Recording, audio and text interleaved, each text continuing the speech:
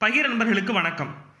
Madurai American கல்லூரியினுடைய தமிழ் துறையில் உதவி பேராசிரியராக பணிபுரியும் ஸ்டாலின் ராஜாங்கம் இன்றைய தமிழ் அறிவுலகில் முக்கியமான ஆய்வாளர்.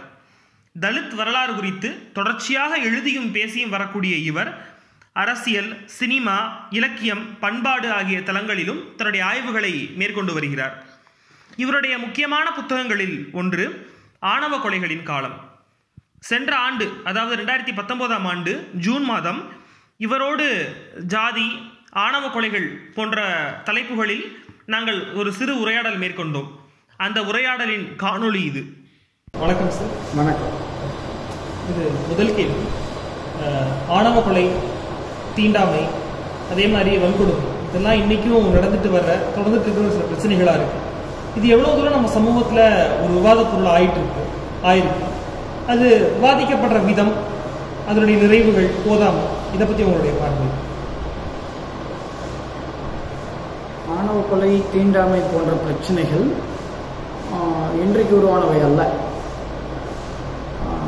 தீண்டாமையை பொறுத்தவரையிலும் தீண்டாமை என்கிற ஒரு வடிவம் தோன்றிய காலத்திலிருந்து அது ஏதோ ஒரு விதத்தில் அதுக்கு எதிரான விஷயங்களும் உருவாகி இருந்திருக்கிறது. அப்படி எதிரான விஷயங்கள் என்னெல்லாம் இருந்திருக்குங்கிறதுக்கு நமக்கு சான்று இல்லாததுனாலே நம்ம என்ன நினைக்கிறோம் அப்படின்னா, தீண்டாமை கேள்வியே இல்லாமல் நம்முடைய சமூகத்தில் ஏற்கப்பட்டிருக்கிறது என்று கருதி விடுகிறோம். அப்படி இருந்திருக்க வாய்ப்பில்லை. அதே போல்தான் ஆணவ கொலை. ஒரு வகையில் ஆணவ கொலை அப்படிங்கிறது மனித சமூகம் குறிப்பாக தன்னை ஒரு குழுவாக அது எப்போ பிரித்து கொள்கிறதோ, குழுவுக்கென்று தனித்துவங்களை உருவாக்கி அதை தக்க வைக்கிறதுக்கான முயற்சியில் அது எப்போ ஈடுபடுகிறதோ, அந்த குழு அடையாளத்தை நிரந்தரப்படுத்திக் கொள்வதற்கு எப்போல்லாம் ஈடுபட தொடங்கியதோ, அதிலிருந்தே இந்த குழுக்களுக்கு இடையிலான கொள்வினை கொடுப்பினை சம்பந்தப்பட்ட மோதல் உருவாகி இருக்கு.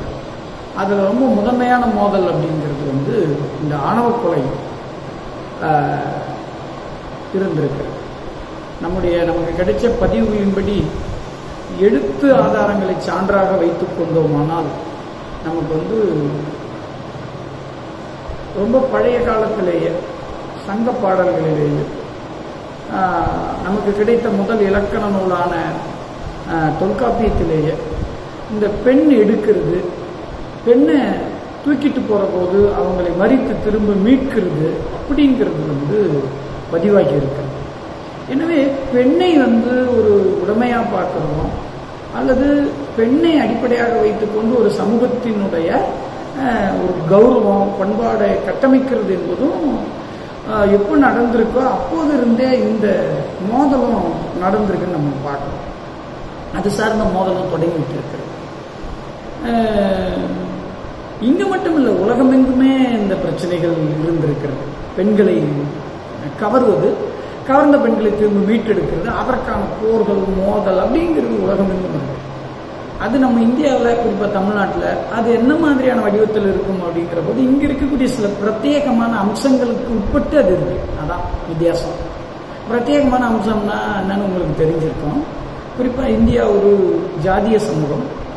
ஜாதி அது தோன்றிய காலத்திலிருந்து படிப்படியாக மாறி வந்தாலும் ஜாதிங்கிற விஷயம் வடிவத்தில் மாறினாலும் அதனுடைய அம்சமாக, சாராம்சமாக ஜாதிங்கிறது இருந்துகிட்டே வருது. அப்படி பார்த்தா நம்முடைய கதைகள், நம்முடைய இலக்கியங்கள் எல்லாவற்றிலும் ஆணவ கொலைகளும் நிரம்பி இருக்கு. இன்னும் நான் சொல்லுவேன்னா, தமிழ் சினிமாவுடைய மொத்த கதையுமே, மொத்த சினிமாவுமே ஆணவ கொலை வேற மாதிரி அது சொல்ல முயற்சி செய்திருக்கு. அது கொலையா இருக்காது, காதலுக்கு எதிர்ப்பு, அந்த எதிர்க்கப்படுற காதலர்களுக்கு ஏற்படக்கூடிய சோதனை, அதை அவங்க எப்படி வெல்கிறார்கள், வென்றா சுபமா முடியும், வெல்லாட்டி அது மரணத்தில் முடியும். ஏதோ ஒரு வகையில் காதலுக்கான எதிர்ப்புங்கிறது தான் இங்கே இருக்கிற கதையே. அப்போ சினிமாவே ஒரு 90% ஜாதி கடந்து, அந்தஸ்து கடந்து, வர்க்க நிலை கடந்து காதலிக்கிறதுனால வரக்கூடிய பிரச்சனைகள் பற்றி தான் பேசி வந்திருக்கு. நம்முடைய உள்ளூரில் இருக்கக்கூடிய பெரும்பாலான பண்பாட்டு வடிவங்கள்லையும் இந்த மீறி காதலித்ததனால நடந்த பிரச்சனைகள் வேற வேற வடிவங்களில் சொல்லப்பட்டிருக்கு. குறிப்பாக இங்கே இருக்கக்கூடிய பெரும்பாலான அம்மன் கதைகளில் இந்த ஆணவ கொலைகளினால் கொல்லப்பட்ட பெண்களுடைய அடையாளமும் கதையும், ஏற்கனவே அங்கே ஒரு அம்மன் இருந்தால் அந்த அம்மன் கதைக்கு மேலே இந்த கதையை இணைக்கிறது, இல்லாட்டி புதிதாக அந்த குறிப்பிட்ட கொல்லப்பட்ட பெண்ணையே அம்மனாக மாற்றுறது அப்படிங்கிறது. அப்புறம் கதையே இல்லாத அம்மனுக்கும் இது மாதிரியான கதைகள் செல்வாக்காக இருந்ததுன்னா அதை கொண்டு போய் இணைக்கிறது. இப்படி நீங்கள் உள்ளூரில் இருக்கக்கூடிய உள்ளூர் தெய்வங்களுடைய கதைகளை நீங்கள் தொகுத்து பார்ப்பீர்களானால் அவைகள் உருவானதற்கான பின்புலத்தில் ஏதோ ஒரு விதத்தில் இது மாதிரி மீறல்களினால் நடந்த கொலைகளை நம்ம பார்க்கணும். இப்போ உங்களுக்கு கேள்வி எழலாம், அப்போ ஜாதி அமைப்பு இருக்கிறது அது இருக்கிற விஷயம் தானே, அதையே இன்னைக்கு நம்ம ரொம்ப புதுசாக சொல்கிறோமா அப்படின்னு நீங்கள் பார்த்தீங்கன்னா, ஆமாம், ஏற்கனவே இருந்து வந்தது என்பது உண்மைதான். ஆனால் இன்னைக்கு என்ன அது வடிவத்தை எடுத்திருக்கிறது என்றால், அது ஒரு பப்ளிக் ஸ்பேஸ்லேயே நியாயப்படுத்தப்படுது, அங்கேயே அந்த கொலை நடத்தப்படுது. இன்னும் ரொம்ப சரியாக சொல்ல போகிறதுன்னா, அதற்கு ஒரு அரசியல் காரணம், அரசியல் நியாயம் கற்பிக்கப்படுறதா இன்னைக்கு மாறி இருக்கு. இதுவரையிலும் அதுக்கு ஒரு சமூக நியாயம் இருந்தது, அது ஒரு அந்தரங்கமாக நடத்தப்பட்டு வந்ததாக இருந்தது. ஆனால் இன்னைக்கு என்னவா மாறி இருக்குன்னா, ஆணவ கொலைகளை புரிவதற்கான ஒரு உத்வேகத்தை தரக்கூடிய வகையில் வெளியில் இருக்கக்கூடிய அரசியல் கட்சிகள், அரசியல் மாநாடுகள், அரசியல் முழக்கங்கள், திரைப்படங்கள், கதைகள், பட்டிமன்ற பேச்சுக்கள், இப்படி எல்லா இடத்திலும் இந்த சமூக அமைப்பில் ஒரு பெரும் நெருக்கடி விட்டது போலவும், அந்த நெருக்கடியே இந்த மாதிரியான மீறல்களினால் நடைபெறக்கூடிய காதல்களினாலும் திருமணத்தினாலும் நடைபெறுகிறது என்கிற ஒரு பெரிய பிரச்சாரம் உருவாகியிருக்கு. அப்படி பார்த்தா இதுவரைக்கும் ஒரு சமூக காரணி சார்ந்து அந்தரங்கமாக நடந்து வந்த அந்த விஷயத்தை இப்போ வெளிப்படையா செய்யறதுக்கான ஒரு தைரியத்தை, துணிச்சலை சமூகங்கள் பெற ஆரம்பித்திருக்கின்றன. அவர்கள் அவ்வாறு செய்கிற போது நவீன காலத்தினுடைய சட்ட திட்டங்களால் அவர்கள் கட்டுப்படுத்தப்படுகிறார்கள் என்றால், தங்களுடைய கட்சியோ அல்லது நவீன நிறுவனங்கள் இருக்கக்கூடிய தங்களை சேர்ந்தவர்களோ தங்களுக்கு உதவுவார்கள் என்ற ஒரு துணிச்சல் சமூக குழுக்களுக்கு இன்றைக்கு உருவாகி இருக்கிறது. அதுதான் இன்னைக்கு இருக்கக்கூடிய பெரிய அபாயம். அதுவும் ஒரு தமிழ்நாடு போன்ற ஒரு 100 வருடம் ஒரு அறிவோட தொடர்புடைய அரசியலை பேசிய ஒரு பகுதியில் இது ரொம்ப வெளிப்படையா பேசப்படுறதும் நம்ம ரொம்ப கவனிக்க வேண்டிய ஒண்ணு. இது ஏன் பேசப்படுது, இன்னைக்கு ஏன் இவ்வளவு வெளிப்படையா அது வலியுறுத்தப்படுது, இதுக்கு ஏன் எதிர்ப்பு இல்லை, இன்னைக்கு ஏன் இந்த மரணங்கள் அதிகரித்திருக்கிறது என்று நாம் விரிவான கோணத்தில் இது பார்க்க வேண்டியது. ஆனால் இது அப்படி பார்க்கப்படாம எப்படி பார்க்கப்படுதுன்னா, அது வெறுமனே ஒரு சட்ட ஒழுங்கு பிரச்சனையாகவோ அல்லது ஒரு தலித்து வழக்கமான சாதி ஏதாவது மீறினா நடைபெற ஒரு கொலைதானே என்பது போல மட்டுமே இது நின்று போயிடுது. இப்ப அதை தாண்டி ஏன் இந்த மாதிரியான கொலைகள் நம்ம மாதிரியான ஒரு மாநிலத்துல இது நிகழ்த்தப்படுகிறது என்றால், அது பற்றியான குற்ற உணர்வு இன்னைக்கு இல்லாம போயிருக்குமானால் இதை நம்ம எப்படி பார்க்கிறது என்று அரசியல் சார்ந்து, பண்பாடு சார்ந்து பல தளங்கள்லயும் ஒரு யோசனை நடந்திருக்கணும். அப்படி ஒண்ணு நடக்காம இருக்கு. அதுதான் இன்னைக்கு இருக்கக்கூடிய தேக்கம். அதுதான் என்னை போன்றவர்கள் தொடர்ந்து வலியுறுத்துறதைய மொத்தப்படியே யாருக்கும் சாதியங்கிறது தனி மனிதனுடையதல்ல, ஆனா ஒரு சமூக குழுவோடதுதான். ஆனா அதை விவாதிக்கிற அளவுக்கு நம்முடைய நவீன அரசியல் இயக்கங்களும் நவீன சிந்தனை போக்கும் இருக்கிறதாங்கிறதா என்னுடைய கேள்வி. அப்படின்னா இல்லாம இருக்கு.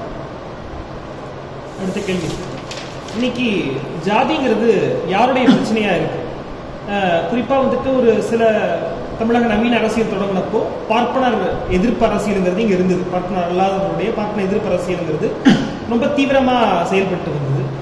இன்னைக்கு இன்றைய சூழல்ல ஜாதியினால பாதிக்கப்பட்டவங்க தலித்துகள் தான் அப்படிங்கிற மாதிரி தலித்துகளே அதுக்கு ரியாக்ட் பண்ணக்கூடியவங்களாக பாதிக்கப்படுறது ஓப்பனா மீடியாவிலேயோ இல்ல பொது சமூகத்திலேயோ பாக்குறப்போ தலித்துகள் தான் ஜாதியினால பாதிக்கப்படுறாங்க, தீண்டாமையோ ஆணவ கொலைகளோ எதுவாக இருந்தாலும் தலித்துகள் பாதிக்கப்படுறாங்க, அதனால அவங்க ரியாக்ட் பண்றாங்க அப்படிங்கிற மாதிரியான ஒரு பிக்சர் தான் நமக்கு இருக்கு. ஆனா உண்மையிலேயே பார்த்தா ஜாதிங்கிறது தலித்துகளுடைய பிரச்சனை மட்டும்தானா? இன்னைக்கு இடைநிலை ஜாதிகளோ இல்ல மேற்ஜாதியை சார்ந்தவங்களோ இவங்களுக்கு இடையில ஜாதி சார்ந்த பிரச்சனைகள் அது எந்த ஒரு வடிவத்துல இயங்கிட்டு இருக்குங்க சார்?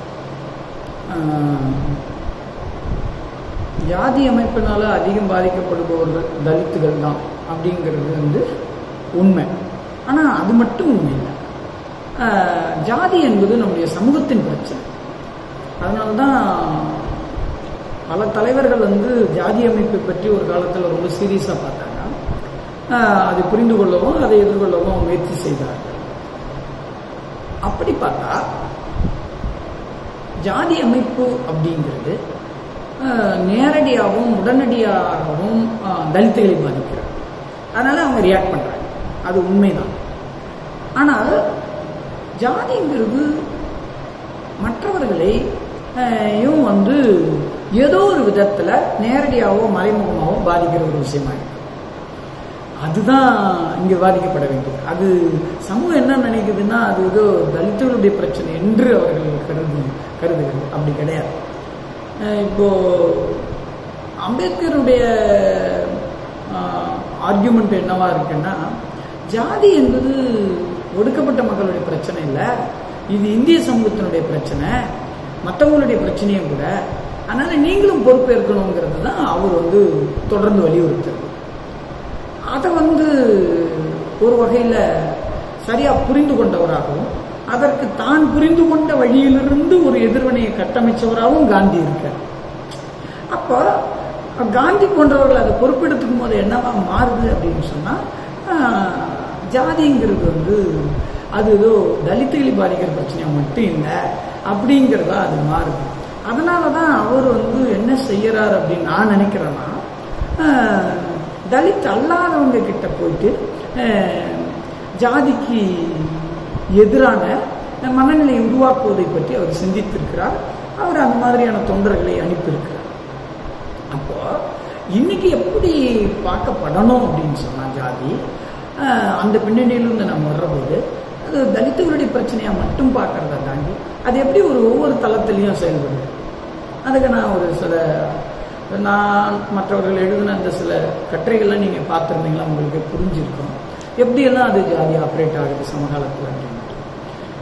தலித்துகள் மட்டுமல்ல, நாங்கள் பெரும்பாலும் வலியுறுத்துவது என்னன்னா, இன்னைக்கு அதிகாரம் என்பதே என்னவா ஆயிடுச்சுன்னா, நவீன நிறுவனங்கள் சார்ந்து நவீன அரசியல் சார்ந்து கிடைக்கிற அதிகாரம் தான் அதிகாரம் என்பதாக மாறிவிட்டது இன்னைக்கு.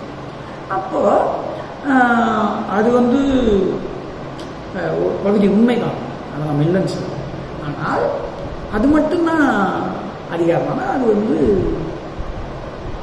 அது என்ன மாறிடுச்சுன்னா, இந்த நவீன அரசியல் அதிகாரம் அப்படிங்கிறது ஏற்கனவே சமூகத்தில் ட்ரெடிஷ்னலா இருந்து வந்த சமூக அதிகாரம் இருக்குல்ல, அந்த அதிகாரத்தை உடைக்கிறதுக்கு பதிலாக அந்த சமூக அதிகாரத்தை அதிகார குரூப்பை தன்னுடைய நவீன அரசியல் அதிகாரத்தினுடைய பலனுக்காக, தான் வெற்றி பெறுவதற்காக, தான் பலம் பெறுவதற்காக பயன்படுத்திக் கொள்ளுகிறது.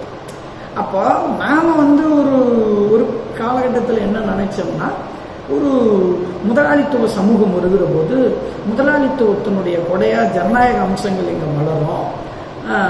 அதனால முதலாளித்துவ சமூகம் வளர்றதுக்கு வகையில நில உடைமை பாதிக்கப்படும், நில உடைமை சமூக அமைப்பு வந்து சிதைஞ்சு அதுல இருந்து உருவாகும் அப்படின்னு நம்ம நம்பிக்கொண்டிருந்தோம். ஆனா இங்க என்ன மாறுதுன்னா, நில உடைமை கால மதிப்பீடுகளோடு தொடர்புடைய இந்த ட்ரெடிஷ்னல் சோசியல் பவர், மரபார்ந்த சமூக அதிகாரம் என்பது இந்த முதலாளித்துவத்தினுடைய நவீன அரசியல் அதிகாரத்துக்கு உதவி புரியறதா, அதை எப்படி இது பயன்படுத்திக் கொள்ள முடியும் என்பதாக தான் இங்க மாற்றப்பட்டது. அப்படி பார்த்தா இப்போ ஒவ்வொரு காலத்திலையும் ஜாதி வந்து ஒரு வடிவத்தை எடுக்கிறது. ஒவ்வொரு காலத்திலும் ஒவ்வொரு குழுவுக்கு அது அதிக நலனையும் இன்னொரு குழுவுக்கு நலனே இல்லாமலும் அது வச்சிருந்திருக்கு.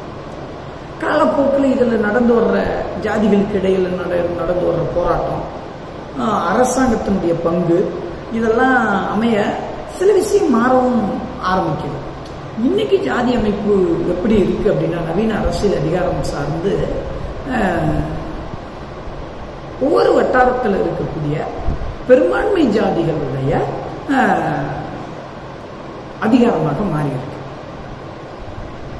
மிகச்சில் சில இடங்களில் விதிவிலக்கு இருக்கலாம். இப்போ வந்து சில இடத்துல வந்து பெரும்பான்மையாக இல்லாத ஜாதியை சேர்ந்த ஒருத்தர் எம்எல்ஏவோ எம்பியாவோ நிற்க வைப்பாங்க. அதுக்கு ஏதாவது தனிப்பட்ட காரணங்கள் இருக்கு, அரசியல் கட்சியோட செல்வாக்கு, வேற சில காரணங்கள் இருக்கும். அந்த விதிவிலக்குகள்லாம் விட்டுருங்க. ஆனால் மொத்தமாக தமிழ்நாடு இந்தியா முழுக்க பார்த்தோம்னா கடந்த நாடாளுமன்ற தேர்தல் ஜனநாயகம் உருவான பின்னாடி என்ன நடக்குதுன்னா ரொம்ப உருவாகியிருக்கிற மாற்றங்கள் ஒன்று என்னன்னா, இந்த அந்தந்த ஏரியாவில் இருக்கக்கூடிய அந்தந்த வட்டாரத்தில் இருக்கக்கூடிய பெரும்பான்மை ஜாதிகளுக்கு இந்த அரசியல் அதிகாரம் போய் சேர்ந்தது. அப்படி போய் சேர்றதுக்கு அந்தந்த வட்டாரத்தில் இருக்கிற சமூக அதிகாரம் பயன்படுகிறது. இது ரெண்டும் ஜாயிண்ட் ஆகிக்கிற போது இன்னைக்கு ஜாதி அமைப்பு என்னவா இருக்குன்னா, ட்ரெடிஷ்னலாக புனித ஜாதிகளாக இருந்ததுனால தன்னுடைய அதிகாரத்தை தக்க வைத்துக் கொண்ட பிராமணர்கள், அதற்கு அடுத்து இது மாதிரி எண்ணிக்கையில் பெரும்பான்மையாக இருக்கக்கூடிய அந்தந்த வட்டார ஜாதிகள், அதற்கு அடுத்து அரசியல் சட்ட ரீதியான பாதுகாப்பை கொண்டிருப்பதனால் மட்டுமே தனக்கு ஒரு பாதுகாப்பை ஓரளவாவது தக்க வைத்திருக்கக்கூடிய தலித் பிரிவினர், இந்த 3 கேட்டகரி இருக்கு. இது இல்லாத ஒரு கேட்டகரி இருக்கு, அவங்களே இந்த ஜாதி அமைப்பு வந்து பாதிக்கிறது. ஜாதிங்கிறது இன்னைக்கு தீண்டாமை மட்டும் இல்லை, அது பவர் சம்பந்தப்பட்ட விஷயம். என் ஜாதிக்கார நான் எவ்வளவு பேர் சேர்த்துக்கிறேன், எவ்வளவு எண்ணிக்கை நான் காட்டுறேங்கிறது தான் இன்னைக்கு எனக்கு இருக்கக்கூடிய நவீன அதிகாரத்தில் எனக்கு கிடைக்க போற இடத்தை உறுதிப்படுத்துகிறது. எனவே எனக்கு கூட்டம் முக்கியம். அப்போ அந்த கூட்டத்தை தக்க வைக்கிறதுக்கான சொல்லாடல்கள் எனக்கு அவசியப்படுகிறது. அப்போ அந்த கூட்டத்தை தக்க வைப்பதற்கான சொல்லாடல்களை எதெல்லாம் இருக்குன்னா, நாம் வந்து சாதாரண ஆள் இல்லை, நம்ம வந்து பாரம்பரியத்தோட ஒரு தொடர்பு உருவாக்குறோம், நம்ம ஒரு பெரிய மரபு, நம்முடைய மரபை வந்து இன்னைக்கு செதைஞ்சு போச்சு, அதை செதைச்சவங்க வேற யாரும் இல்லை, எதிரில் இருக்கிற ஜாதியினர் தான் அப்படின்னு இவனுக்கு விசிபிளா இருக்கக்கூடிய ஒரு எதிரியை காட்டுறது மூலமா இந்த கூட்டத்தை வந்து ஒரு எமோஷனலா ஒரு கல்ச்சுரலா தக்க வைக்கிற வேலையை வந்து உருவாக்கி இந்த பெரும்பான்மை ஜாதிகள் ஒர்க் பண்றாங்க. அப்ப இது இல்லாத வேற என்னன்னா, அந்தந்த வட்டாரத்துல இருக்கக்கூடிய எண்ணிக்கையில சிறுபான்மையா இருக்கக்கூடிய ஜாதிகள் இருக்காங்க. அவங்களுக்கு இன்னைக்கு இருக்கக்கூடிய இந்த பவர்லெஸ் பிரச்சனை ரொம்ப முக்கியமான பிரச்சனை. அவர்கள் வந்து ஜாதி ஒழிப்பு கண்ணோட்டத்தோட தான் அந்த சமூகங்கள் இருக்குன்ற அர்த்தத்தில் நான் சொல்லலை. ஜாதி ஒழிப்புங்கிறது ஒரு மாடர்ன் பினாமினா, அது ஒரு புறம் இருக்கட்டும். நாம வந்து அதை நம்ம வந்து நம்புகிறோம், உழைக்கிறோம், பாடுபடுகிறோம் என்பது ஒரு பக்கம் இருந்தாலும் யதார்த்தத்தில் எப்படி இருக்கு அப்படின்னு சொன்னா, அந்த எண்ணிக்கையில பலமில்லாத ஜாதிகள் எந்த விதமான அரசியல் நலனையும் பெறாத வகுப்பினராக தொடர்ந்து வைக்கப்பட்டிருக்கு. அப்போ ஜாதிங்கிறது வந்து எப்படி இன்னைக்கு ஆப்ரேட் ஆகுதுன்னா, அது பிராமணர்கள்கிட்ட ஒரு விதமாகவும், அவங்களுக்கு இருக்கிற ஒரு ட்ரெடிஷ்னல் அதிகாரத்துக்கு ஏற்ற மாதிரி அவங்களுக்கு ஒரு பொலிட்டிக்கல் பவரை கொடுக்கறதாகவும், இடைநிலையில் இருக்கக்கூடிய பெரும்பான்மை ஜாதிகளுக்கு அவர்களுக்கு இருக்கக்கூடிய எண்ணிக்கைக்கு ஏற்ற மாதிரி பவர் கொடுக்கறதாகவும், ஒரு அரசியல் சட்ட ரீதியான ஒரு பாதுகாப்பு ஏற்கனவே உறுதி செய்யப்பட்டிருக்கிற காரணத்தினால மட்டும் ஏதோ ஒரு வகையில் தலித்துகளுக்கு ஒரு பவர் கொடுக்கறதாகவும், இவங்களுக்கு இந்த எண்ணிக்கை சிறுபான்மையாக இருக்கிறவங்களுக்கு வந்து இது மாதிரி ஏதாவது சில விதிவிலக்குகள் வழியாக மட்டுமே பவர் கொடுக்கறதாகவும் இன்னைக்கு ஜாதி அமைப்பு பயங்கரமா மாறி இருக்கு. அதை வந்து நாம இன்னைக்கு என்னவா புரிந்து கொள்ள முடியாதுன்னா, அது தொட்டால் தீட்டு தள்ளிப்போங்கிற விஷயமா மட்டும் இல்லை. அது வந்து ஒரு உளவியலா ரொம்ப தீவிரம் பெற்றிருக்கு. நான் இன்னாருங்கிற ஒரு உளவியலை ஒருவனுக்கு உருவாக்குறது மூலமா நீங்கள் தொட்டுக்கொள்ளாமல் அருகருகே உட்கார்ந்திருந்தா கூட உங்கள் இதயங்களோ உங்களுடைய மனமோ உங்களுடைய சிந்தனைகளோ எந்த விதத்திலும் ஒன்றுபடாமல் இருக்கு. அப்போ இந்த ஜாதி ஒழிப்புங்கிறது என்னவா இருந்ததுன்னா, நம்ம வந்து தொடர்றது இல்லாம போனா, அதை தொடாமை இல்லாம போனா ஜாதி இல்லாம போகணுன்றதெல்லாம் மாறி இன்னைக்கு வந்து ஜாதி ரொம்ப ஒரு சிக்கலான வடிவத்தை எடுத்திருக்கிறதாக நான் புரிஞ்சுக்கிறேன். நீங்க கேட்ட கேள்விக்கு நான் சரியா பதில் சொல்லிட்டேனான்னு தெரியல. நான் என்ன புரிஞ்சுக்கிட்டனோ அதை நான் என்ன சொல்றேன். நீங்க இப்போ கல்லூரி பேராசிரியராக இருக்கீங்க, அதை தவிர்த்து ஒரு ஆக்டிவிஸ்டா இருக்கீங்க, ஒரு களப்போராளியாகவும் நீங்க இருக்கீங்க. அப்படிங்கிறப்போ ஒரு வெகு மக்கள்கிட்ட நீங்க பழகிறவங்ககிட்ட நீங்க பார்க்குறவங்ககிட்ட ஜாதியை கடந்து போகணும் அப்படிங்கிற அந்த ஒரு விதமான ஐடியலிசம் இருக்குல்ல, அது எவ்வளவு தூரம் மக்கள்கிட்ட இருக்கு? ஏன்னா ஒரு பொதுவாகவே வந்துட்டு ஜாதி முதல்ல இல்லைன்னா நல்லா தான் இருக்கும் அப்படிங்கிற ஒரு பேச்சும் போகிற போக்கில் மக்கள் சொல்கிறத நம்ம கேட்குறோம். அதே இப்போ ஒரு கான்டெம்பரரி டைம் சமகாலத்தில் தமிழ் அடையாளம்ங்கிறது ஓரளவு வலுத்துட்டு வர அந்த ஒரு இதில் வந்து அந்த ஒரு போக்கில் வந்துட்டு தமிழ் அடையாளம் வந்துட்டா ஜாதி அடையாளம்லாம் சுருங்கிடும், இந்த உடஞ்சிடும் அப்படிங்கிற மாதிரியான ஒரு பேச்சு இருந்துட்டு வர்றப்போ ஜாதியை கடந்த மனநிலை, இல்லை ஜாதியை கடந்து போகணுங்கிற ஐடியலிசம் எவ்வளோ தூரம் எந்த மாதிரி இருக்கு அப்படிங்கிறது வெகு மக்கள்கிட்ட எப்படி இருக்கு, அதே மாதிரி மாணவர்கள்ட்டையும் எப்படி நீங்கள் பார்க்குறீங்க? நான் என்ன நினைக்கிறேன்னா, சாதாரண எளிய வெகு மக்களை பொறுத்தவரையில் அவர்கள் ஜாதி உணர்வு கொண்டவர்களாக இருக்கிறார்கள் நான் பார்த்ததோட. ஆனால் அந்த ஜாதி உணர்வு எல்லா நேரத்திலையும் அவங்ககிட்ட வெளிப்படுறது இல்லை. ஜாதி உணர்வு கொண்டவர்களாக இருந்தாலும் கூட ஜாதி தாண்டிய உறவுகளும் செயல்பாடுகளும் ஊடாட்டங்களும் சாதாரண மக்களுக்கு இருக்கவே செய்யணும். அதில் எந்த சந்தேகமும் இல்லை. அப்படி ஒரு ஜாதி தாண்டி ஒரு ஊடாட்டம் இருக்குங்கிறதுனால அவங்ககிட்ட ஜாதி உணர்வு இல்லைங்கிறது இடம் இல்லை. அது தேவைப்படுற இடத்துல வெளிப்படுறதாகவும் தேவைப்படாத இடத்துல அமுங்கி போறதாகவும் தான் அது இருக்கு. சாதாரண மக்களுடைய நடைமுறைகள்லேயே அதுதான் இருக்கு. அது நடைமுறையில் மட்டும் இல்லாமல் பண்பாட்டு வடிவங்களில் கூட அந்த மாதிரியான விஷயங்கள் வெளிப்படுகிறது. நான் கூட எழுதியிருக்கிறது நீங்கள் கூட படிச்சிருக்கீங்க. கோயில் விழாக்களில் நம்பிக்கைகளில் எப்படி ஒரே குல தெய்வத்தை ஒன்றுக்கொன்று முரண்படக்கூடிய ஜாதிகள் வழிபடுகின்றன.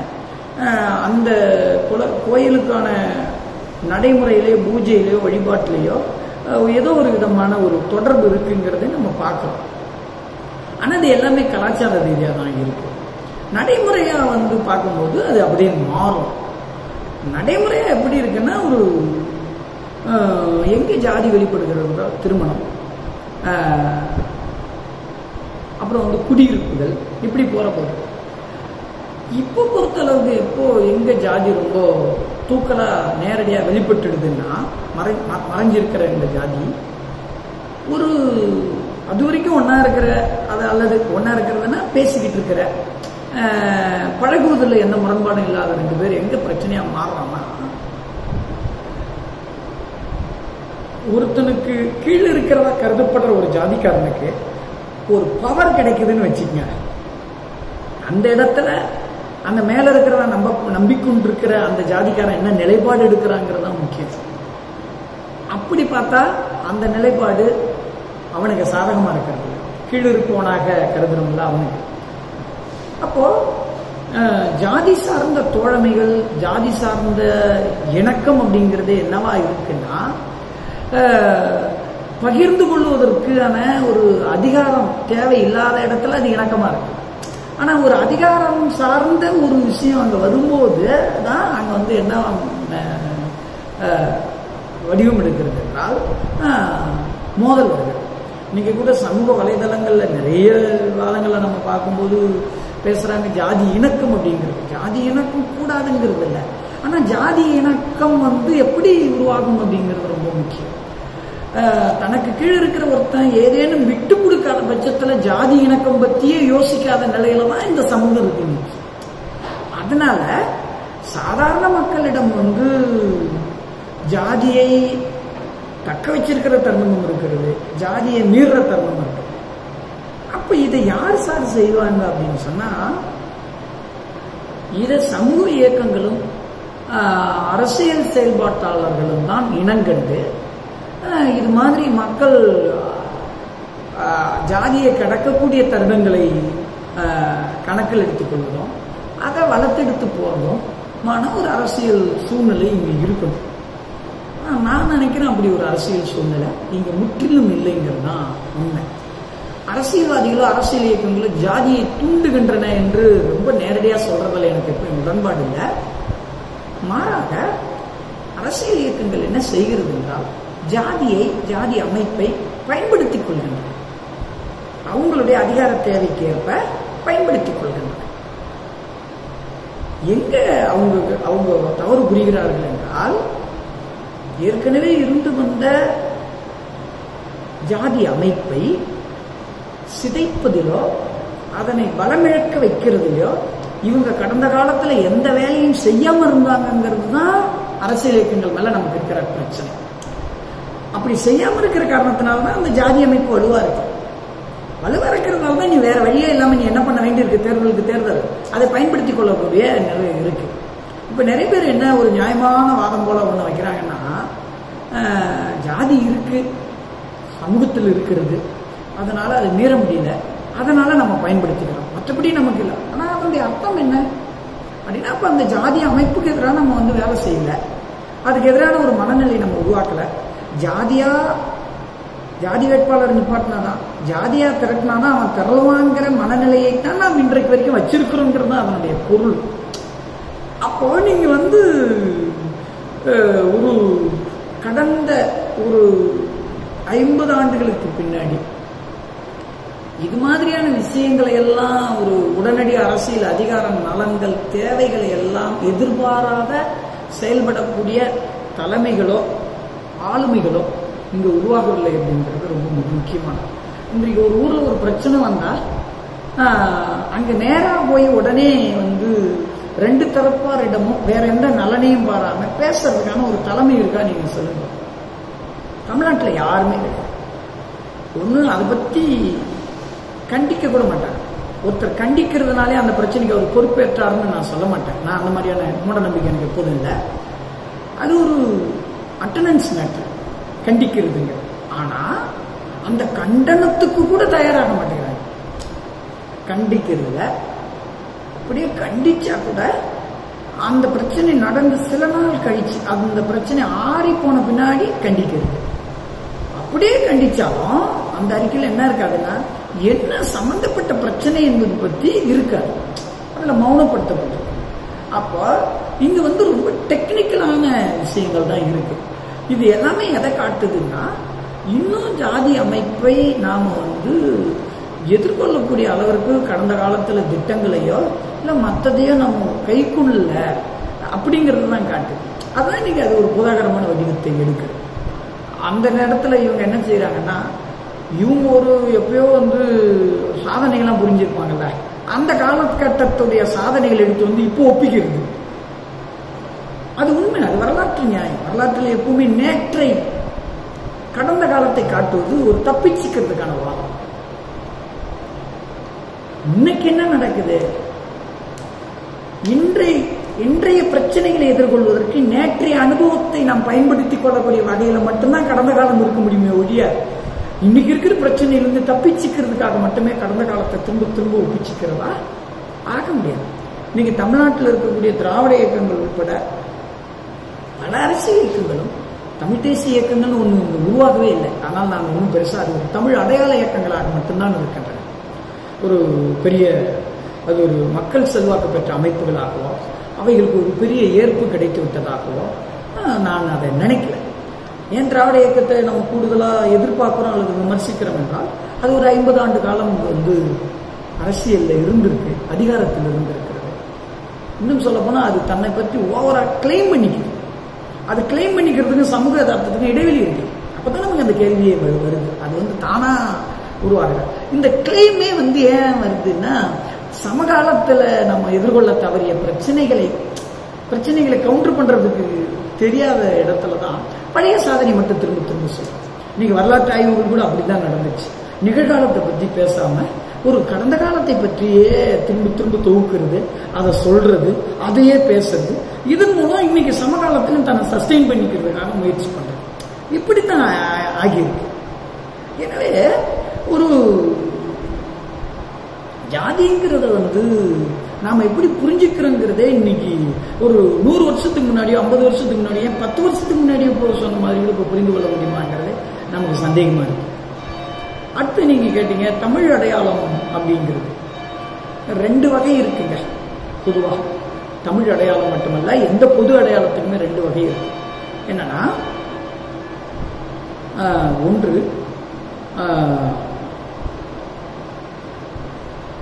சமூகத்தில் இருக்கக்கூடிய பாகுபாடான விஷயங்களை அழித்து அதை அழிக்கிறது மூலமா பிரிந்து கிடக்கக்கூடிய மக்களை ஒருங்கிணைக்கிறது அப்படின்ற ஒரு பார்வை.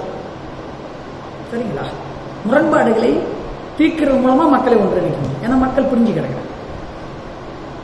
இதுல நம்ம முயற்சி பண்ணி பார்த்துருக்கோம். சரிங்களா? இன்னொரு வகை இருக்கு. என்னன்னா மக்கள் கிட்ட இருக்கக்கூடிய முரண்பாடுகளை பற்றி பேசாமலே விட்டு ஏதோ ஒரு பொது அடையாளத்தை வைக்கும்போது பொது அடையாளத்தை பற்றியே நோக்கி திரட்டும் போது மக்கள் ஒரு நம்பிக்கையை அந்த பாகுபாட்டு அம்சங்களை கைவிட்டு திரண்டுவோம். இது இன்னொரு தலித் இயக்கங்கள், திராவிட இயக்கங்கள், இடதுசாரி இயக்கங்கள், இடதுசாரி கண்ணோட்டம் கொண்ட தமிழ் இயக்கங்கள், இவையெல்லாம் இந்த முதல் வகையில் இருந்தவை. இன்னைக்கு இருக்கக்கூடிய பல இனவாத தொனி கொண்ட தமிழ் அமைப்புகள் நான் அப்படி குறிப்பிடுவேன். தமிழ் அமைப்புகள் எல்லாவற்றையும் நான் ஒன்னா பார்க்கல. ஒரு இடதுசாரி தன்மை கொண்ட பெரிய ட்ரெடிஷன் இங்க இருந்திருக்கு தமிழ் அமைப்புகள். அதனுடைய தொடர்ச்சியாகவும் இன்னைக்கு நிறைய பேர் இருக்காங்கிறது. இன்னைக்கு சற்றே கொஞ்சம் துலக்கமா தெரியக்கூடியது என்னன்னா, ஒரு இனவாத தொனி கொண்ட தமிழ் அமைப்புகள். அவங்க என்ன செய்யறாங்கன்னா, ஜாதி முரண்பாடுகள் எழுகிற போதெல்லாம் ஜாதி முரண்பாட்டை பற்றி பேசாம இருந்தாலே பிரச்சனை முடிஞ்சிடும் என்று நம்புகிறாங்க. இது நான் முன்ன சொன்ன மாதிரி தான். அப்படி ஒண்ணு இருக்க முடியாது. எப்படின்னா, ஜாதி முரண்பாட்டை பற்றி பேசி விவாதித்து அதன் வாயிலா ஒண்ணு வர்றதுனால என்ன பிரச்சனை வருதுன்னா, இந்த முரண்பாடு கூர்மை அடையும். அந்த கூர்மை அடையக்கூடிய முரண்பாட்டை இவங்களால எதிர்கொள்ள முடியல. அப்ப இவங்க என்ன பண்றாங்கன்னா, இந்த முரண்பாடு கூர்மை அடைகிற போது இவங்களுடைய நலன் சார்ந்த குழுக்களும் அந்த முரண்பாட்டில் இருக்கு. அப்ப இவங்க ஒரு நிலைப்பாடு எடுக்க முடியறதில்ல. அதனால இவங்க என்ன பண்ணிடுறாங்கன்னா, அதை கவுண்டர் பண்றதுக்கு பதிலா அது மாதிரியான ஒரு நிலையிலிருந்து ஒரு பொதுத்தன்மையை கட்டமைப்பதற்கு பதிலாக இவங்க பேசாம இருக்கிறது மூலமா, அல்லது இன்னொன்னு பண்றாங்க, எல்லா ஜாதிகள்ல ஐகான்ஸை கிரியேட் பண்ணி எல்லாருக்கும் மரியாதை செலுத்துறது. இது என்ன எங்க போகும்னா, அது சற்றே முரண்பாடு கம்மியாகிறது போல அது ஒரு தோற்றத்தை உருவாக்குமே ஒழிய, அது என்னவா ஆகும்னா, திரும்ப அதிகார தேவை வர்ற போது அந்த முரண்பாடு ஏற்கனவே அப்படியே அமுங்கி இருக்கிறதுனால அது திரும்ப எழுந்திருச்சுக்கதான் செய்யும். அப்போ இது ஒரு முக்கியமான ஒரு பொசிஷன். இதை நாம் ரொம்ப விவாதிக்கணும்.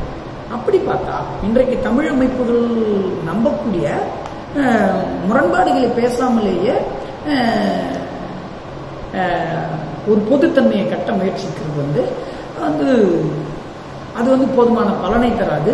அது திரும்ப திரும்ப பிரச்சனைகளை அதிகரிக்கவும் பயன்படும். மட்டுமல்ல, இன்னும் சொல்லப்போனா அந்த தமிழ் அமைப்புகள் இங்கு இருக்கக்கூடிய உள் முரண்பாடுகளை மறைக்க முயற்சி செய்கின்றன என்பதுதான் என்னுடைய குற்றச்சாட்டு. இன்னும் கேட்டா, இங்க உள்ளூர்ல நடைபெறக்கூடிய பல்வேறு முரண்பாடுகளுக்கு பொறுப்பெடுத்து போய் நம்ம வேலை செய்யணும்ல, அந்த வேலை செய்யறதுல இருந்து தன்னை காப்பாத்திக்கிறதுக்கான ஒரு கேடயமா தான் இந்த காமன் அடையாளங்களை இவைகள் கையாளுகின்றன. எனவே முரண்பாடுகள் எழுகிற போது அந்த முரண்பாடுகளுக்கு ஏதேனும் ஒரு விதத்துல, அதாவது நாம எதிர்பார்க்கிற விதத்துல இல்ல, ஏதோ ஒரு விதத்துல இந்த முரண்பாடுகளால் பாதிக்கப்பட்டவர்கள் இருக்காங்கல்ல, அவர்களோடு பேசாம அவங்களோடு நம்ம அவங்களுடைய பாதிப்பிற்கு உதவாம நாம வேலை செய்ய முடியும். அந்த பாதிக்கப்பட்டவர்களுக்கு உதவுவதன் மூலமா உதவினால் பாதிப்பு உருவாக்கியவன் போச்சுக்குவான் அப்படின்னுட்டு தான் இன்னைக்கு அரசியல் இருக்கு. இந்த தமிழ் அடையாள அரசியல் இயக்கங்களுடைய நிலைமை இருக்கு. எனவே இப்படி ஒரு பிரச்சனை இருக்கு. ஆங்கிலேயர்கள் எதிர்த்து இந்திய தேசிய காங்கிரஸ் போராடிய போது, இந்திய தேசிய காங்கிரஸோட போராட்டம் ஒரு வெள்ளக்காரனை எதிர்த்த அவங்க நாட்டை விட்டு வெளியேற்ற போராட்டம் தான். உள்ளூரில் இருக்கக்கூடிய உள்ளார்ந்து இருக்கக்கூடிய சமூக சிக்கல்களை அது கண்டுகொள்வதில்லை என்று தலித் இயக்கங்கள் தான் முதல்ல இந்த குரலை எழுப்பியது. அவற்றை நான் என்னன்னு சொல்லுவேன்னா, இந்திய தேசியத்தை எதிர்த்த குழந்தை பருவ நிலையிலான எதிர்ப்பு யாருடையது என்றால் தலித் முன்னோடிகளுடையது தான். அப்புறம் அது திராவிட இயக்கங்களும் அது பேசுச்சு. அப்போ இந்த இயக்கங்களை எவ்வாறு எதிர்கொண்டார்கள் என்றால், தேசிய இயக்கவாதிகள், துரோகிகள் அப்படின்னு தான் எதிர்கொண்டாங்க. இதே பிரச்சனைய இன்னைக்கு திராவிட இயக்கம் அதிகாரத்துக்கு வந்திருக்கு. அவங்க ஒரு திராவிடம் என்ற ஒரு ஒற்றை அடையாளத்தையோ, பிராமணர் அல்லாத என்ற ஒற்றை அடையாளத்தையோ வைக்கும்போது, என்னங்க உள்ளூர்ல இருக்கக்கூடிய ரொம்ப குறிப்பான பிரச்சனைகளை கவனிக்கிறதுக்கு பதில் அந்த மாதிரி ஒரு பேரளவு அடையாளத்தை வைக்கிறீங்களே அப்படின்னு நம்ம கேள்வி எழுப்புற போது, அவர்களை நோக்கி தேசியவாதிகள் என்ன முத்திரை குத்தினார்களோ, என்னெல்லாம் வசையை உருவாக்கினார்களோ, அதே வசையை இன்னைக்கு கீழிருந்து குறிப்பான பிரச்சனைகளை பற்றி பேசுங்கள் என்று கேள்வி எழுப்புவர்கள் மீது அவர்கள் குத்த தயங்குவதில்லை. இதே தான் தமிழ் அடையாள இயக்கங்கள். என்ன பொது அடையாளம் பேசுறீங்களே அப்படின்னு சொல்லும்போது அவன் என்ன சொல்றான்னா, இதே பிரச்சனைக்கு வரலாம், நீங்க துரோகிகள், தமிழ் அடையாளத்தை விரும்பாதவர்கள் என்றுதான் அவங்க கட்டமைக்க. அப்போ எப்போதெல்லாம் உள் முரண்பாடுகளை கேள்வி எழுப்புபவர்கள் கேள்வி எழுப்புறாங்களோ அதுக்கு பதில் சொல்ல முடியலையோ அப்போ அவர்களை துரோகிகளாகவும் அல்லது புறக்கணிக்கிறவங்களாகவும் அவங்க ஏதோ கேள்வி எழுப்புறதே தப்புங்கிற ஒரு குற்ற உணர்வை அவர்களுக்கே உருவாக்குற வகையிலும் தான் இங்கே வேலைகள் நடக்குது. முன்ன அந்த குற்றச்சாட்டை இவர்களே தாங்கியிருந்தா கூட இன்னைக்கு இவங்க பவருக்கு வந்ததால அதே குற்றச்சாட்டை மற்றவங்க மேல வந்து சுமத்துறவங்களாக இருக்காங்க. ஏறக்குறைய இன்னைக்கு வந்து அந்த குற்றச்சாட்டினுடைய எட்ஜில் நிற்கிறவங்க யாருன்னா எந்த வகையிலாவது அந்த குற்றச்சாட்டை திரும்ப திரும்ப பெறவங்களா தலித்துகள் பெரும்பாலும் இருக்காங்க. ஏன்னா அவங்க ஏதோ ஒரு விதத்தில் இன்னைக்கு இருக்கக்கூடிய அதிகார சக்திகளோட தங்களுடைய பாதிப்பு சார்ந்து முரண்பட வேண்டியவங்களா இருக்காங்க. அப்ப அவங்க முரண்பாடுகள் சார்ந்து இந்த கேள்விகள் எழுப்புகிற போதெல்லாம் அவர்கள் மிக மோசமாக எதிர்கொள்ளப்படுபவர்களாக, அவர்கள் கேள்விகள் உரிய முறையில் எதிர்கொள்ளப்படாததாக தான் இன்னைக்கு இருக்கு. அவர்களுடைய கேள்வியை எழுப்புவதற்கான ஒரு சூழ்நிலை கூட இல்லை இன்னைக்கு. இன்னும் நான் என்ன சொல்றேன்னா, திராவிட இயக்கத்தினரையே மற்றவர்களே இன்னும் கூட அவங்க டீசெண்டா திட்டினாங்க, இவங்க அதை விட மோசமா திட்டுறாங்க இன்னைக்கு அவங்களை நோக்கி கேள்வி எழுப்புறவங்க. அப்படிங்கிறது இன்னைக்கு மோசமான நிலை.